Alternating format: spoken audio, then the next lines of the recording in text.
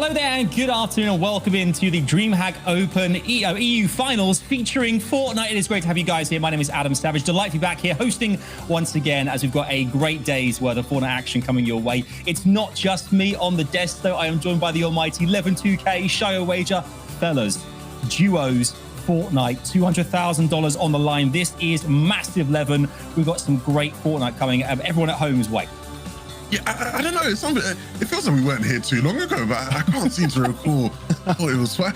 Nevertheless, you know, we got some great Fortnite on the cards today. Plenty of games, plenty of top teams, all looking to do one thing, Shia. Yeah, all just want to win the DreamHack Open. That's what it's about. It's happened so many times too, and it's been a while since the last one. Duos as well being shoved into the mix. So, Adam, it's gonna be exciting to see what everyone kind of just brings to the table. It certainly is, fellas. I cannot wait to get started. As we said, duos as well. It's rarity here in Fortnite. We usually see trios, but things are going to get very exciting. Lots of switch-ups, change-ups in duos and things as well. So we'll get to that a bit later on. But first things first, we're obviously joined, obviously, by 11-2K and Shia here on the desk here. Later, Takata and Reese have joined us, but we're also delighted as well this weekend to be joined by the almighty Alden, he is the mainframe when it comes to all of our Fortnite competitions. The guy with all the stats, the data. This guy's got it. He knows everything. Alden, great to have you here, buddy. Welcome in. This is exciting times. Obviously, you are regularly behind the scenes, working your way through kind of everything that comes in, record breaking to eliminations, to averages, everything. What's going to happen here over the course of the next day? Are you excited to see some of these duos pop off or what? Yeah, for sure. Thanks, guys. Pleasure to be here. I'm definitely looking forward to it, especially because we are missing some of the bigger names, the known quantities, and we have a lot of players making their first appearance here today. So I'm excited to kind of see how that plays out and if they're able to make some noise.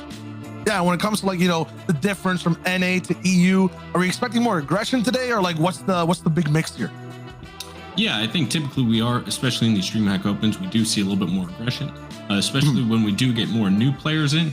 They tend to be a little bit more on the wild side and a little more gung-ho than their more seasoned veteran counterparts. So look for some early action here today.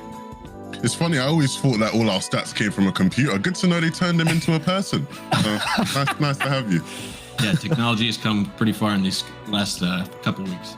Yeah, Alden is in fact a cyborg. So thank you for being our first cyborg on the show here. That's great, Alden. But obviously you are going to be here throughout the course of these 8 games that are coming your way at home. Alden, thank you so much, buddy. We'll definitely check in with you later on. I'm sure you can add some highlights and some fun stats and things along the way as well. Obviously here on DreamHack Open, a lot of you guys watching as well might not be familiar with the format, want to know exactly how these duos got to be here today as well. We actually got something on the screen for you guys so you can take a look at this and see exactly how our teams made their way, the adventure, the journey, the quest that got them here to the EU finals. You can see here on the screen, stage 1 was a case of 3 different heats. All of these heats were best of up to 10 games you could play, 10 matches, trying to get the most amount of points possible, those from eliminations and of course standings as well. The top 500 teams from each of those heats then progressed through to our semi-finals. So there were 1,500 duos, so 3,000 players still left in the competition in stage 2, who then tried to do exactly the same thing, 10 matches in total to try and get as many points as possible. And then the top 50 duos, those 100 players, are now here at the grand final. That is happening today. The EU finals are right now, right here, where there is up to $200,000 prize pool on the line here, which is divided between the EU and NA East prize as well, which is exciting times. I mean, obviously, chaps, we know as well, these players are here, and it's not only about the money, which is really lovely. So nice to get a bit of cheddar, isn't it, Levin? But also, of course, the bragging rights. Obviously, FNCS around the corner to get a good head start here and make a name for yourself here at DreamHack Open. Really put some wind in your sails ahead of the main finals coming up our way next weekend. Yeah, it's always a really good learning opportunity because, what you often find is you'll have a couple teams who really have a good grip on things and they have, certain tech, certain ideas that can actually translate maybe to a trio, FNCS and whatnot. So looking out for these things is going to be huge today. Generally, though, it is a big opportunity to give yourself a bit of momentum and confidence going into FNCS on the weekend. Yeah, when we obviously, Shia, we've got our top 10 teams in the semi-finals, of course, as well. I know that you guys, if you want to kind of familiarize yourselves with who exactly came into that top 10 going into these finals as well. Let's break down the leaderboard, Shia. What can you tell us about some of our teams here? You look at their points here, and we see a top team there of Krusty and Relvis with 423 points, a pretty substantial amount of points from a semi-final.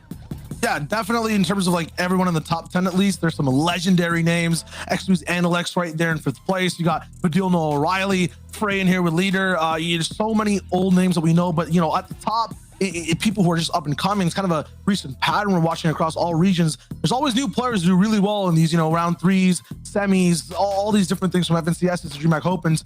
I'm wondering how these guys play out in finals, Levin. Yeah, I think, at certain points you look at, Fortnite history, you can see a changing of the guard in different seasons. I think there's potential for this season to be just that. There is a, new blend of names. And of course, maybe it's down to, start of the season, team still figuring it out. A lot of Hi Leute, viele kennen mich schon als Indeed Ingrid, aber heute bin ich für euch live auf Twitch. Ich komme nur mit dem Setup nicht klar. Chat, könnt ihr mir helfen? Streaming ist nichts für dich. Lass es lieber. Falscher Job. Dann mache ich eben weiter Werbung. Auf Indeed findet ihr nicht nur viele Jobs, sondern genau den richtigen. teams are literally still being formed even as we speak. But, it is telling seeing some of these newer names coming up, right? Nako and Dan, for example, we saw them doing incredibly well earlier in the week in Cash Cup Extra, right? These are the type of people to sort of get excited about, look forward to, and hopefully they can perform really well. I'm not sure about the history of teams doing well in semis and how that translates to finals. I'm sure our stat man, Alden, can tell me about that. But, hopefully they have a good day again today. Absolutely. And past that too, for the teams that just kind of rolled in kind of rocky towards, the 50th place slot, I believe there was a tiebreaker. If you go check that route right there. Yeah. So 328 to 328 Amplify Matt. So I think got shoved out, but maybe there's a team that's not playing today as well. There was a shuffle inside the top 50 because I saw their names on a couple drop maps. So we'll see exactly who's in, who's out. Basically though, it was very, very close 11 all the way down to who can qualify. Yeah, it's always going to be. It's always going to be. And it can be heartbreaking for the teams who just miss out. But you got to bounce back the next time. You got to, hit the drawing board. Ultimately, I'm more focused on the teams who are going to be playing, right? Because, they're the ones who we want to see entertaining today. And to be fair, Shai, when you look at all the names, I think we're definitely going to get there, aren't we? No, 100%. Honestly, it could be, they could all switch up their names. The gameplay on this region, no matter who it is just so much fun to watch. I mean, Alden was talking about it, right? Hyper aggressive, height's always so different. Off drops is so different too, Adam. Like EU is just like one of the best regions to watch. It really is. Only a few days ago, we were here for Cash Cup Extra, and we saw that it was incredibly tight. Everything changed up, and that's the great thing about these competitions is we tend to see a change of the guard every single game. That's every team is capable of going all the way to the very top here, and these are the last 50 duos in the competition. So everything's to play for. Anything is possible. We talked about some of the duos on the leaderboard there as well. Some that we're really looking forward to seeing perform and compete there as well. I think we take a bit more of an in-depth look at some of them in particular. I want to kick off with Krusty and Relvis as well. Obviously, who came top of our leaderboard in our semi-finals. What is it that's so exciting and captivating about these players, Level? Well, I think the big thing is when you look at their semis performance, incredibly consistent, right? A brilliant performance where, they barely struggled in any game, right? They had one game where it was 27th, one game where they came 6th place, which is still a good game, by the way. Every other game was top 3, right? Like that is, a scintillating performance. And hopefully, they sort of have a formula figured out and they bring that in today.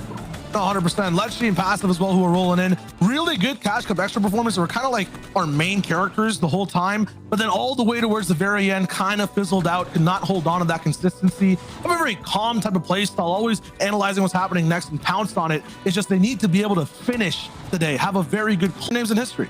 Yeah, and we talked to Lecce and he talked about how, everything felt good between the two, right? Everything, the chemistry is going good. Mr. Savage and Benji Fishy are doing with plenty of chemistry. We've seen these guys in the past and things always seem to start off really high and optimistic with them and they sort of, filter out and we see where it goes. Hopefully it's not that, right? I don't want to rain on their parade too soon, right? I don't want to be a Debbie Downer, but, we know what this trio is essentially, this duo is, sorry.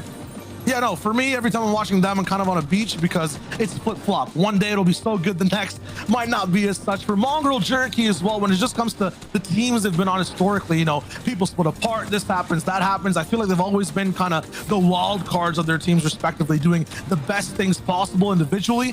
Now you get those